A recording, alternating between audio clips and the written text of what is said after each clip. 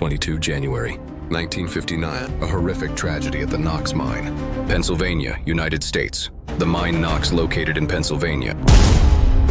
The mine Knox, located in Pennsylvania, United States, is one of the most famous coal mines. United States is one of the most famous coal mines, which is one type of high-quality coal with a very high carbon content.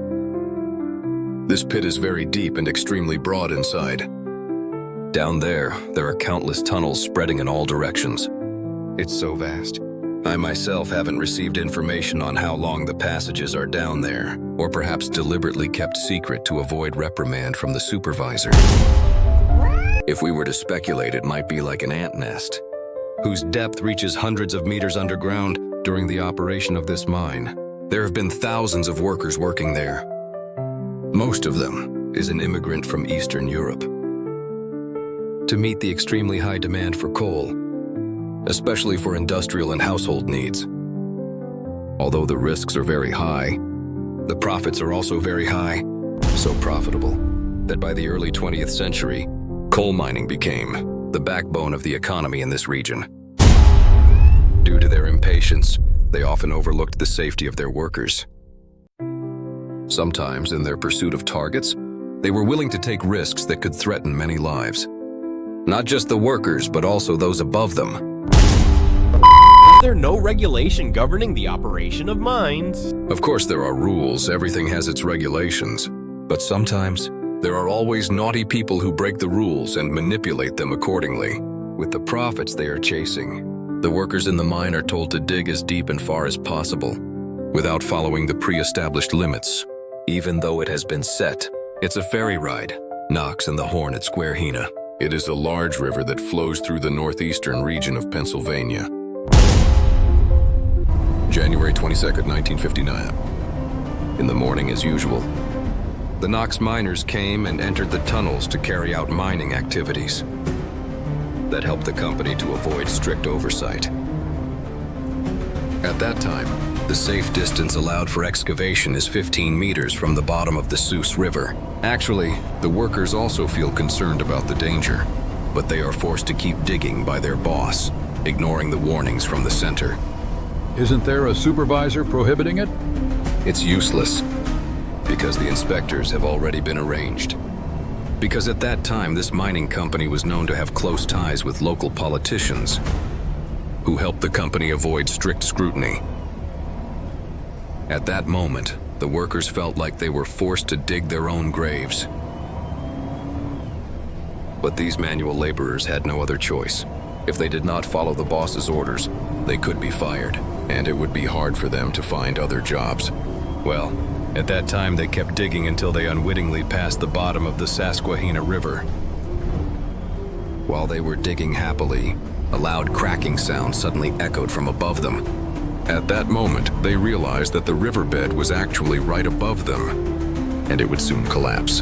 The part of the riverbed that could no longer withstand the water pressure ultimately caused the bed to collapse and sink into the mine. The workers in the tunnel were immediately swept away by the strong current.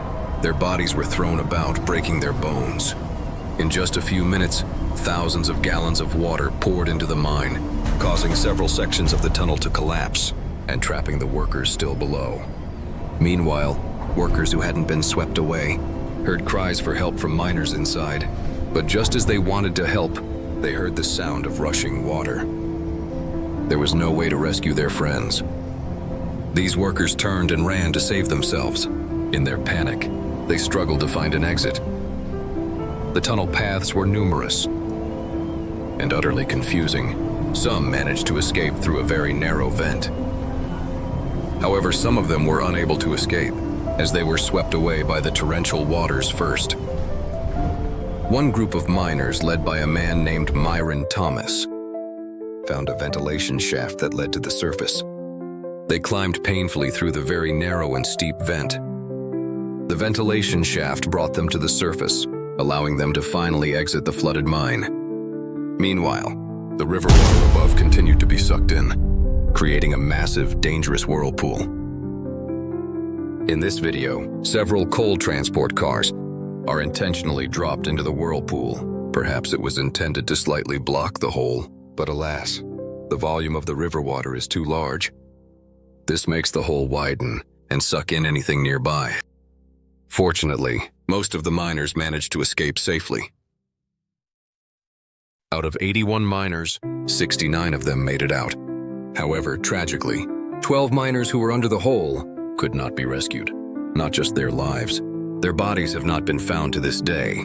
For the evacuation team, it is very difficult and very risky to conduct an evacuation at the mine site that has been covered by a landslide.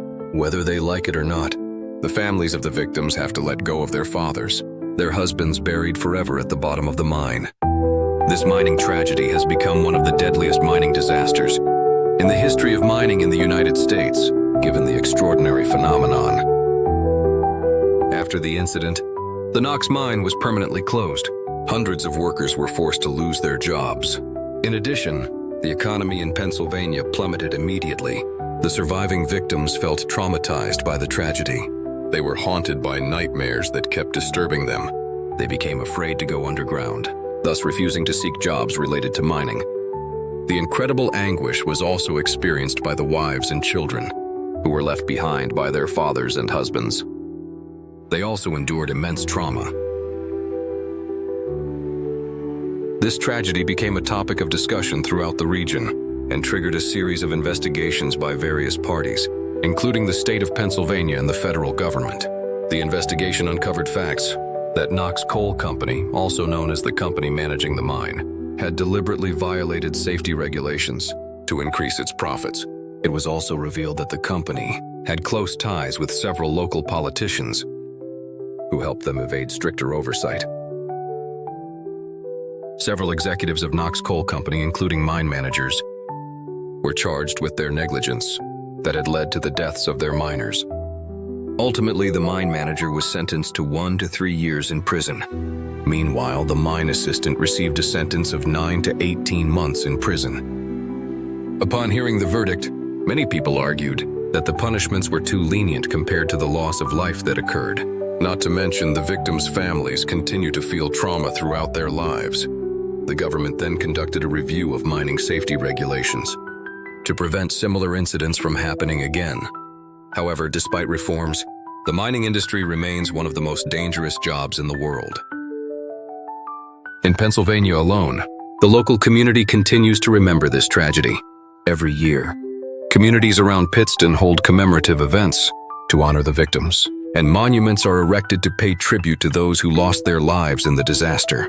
Viewer, I share this tragedy as a reminder of the importance of workplace safety and protection for all workers, especially for workers in high-risk industries, like coal mining, for example.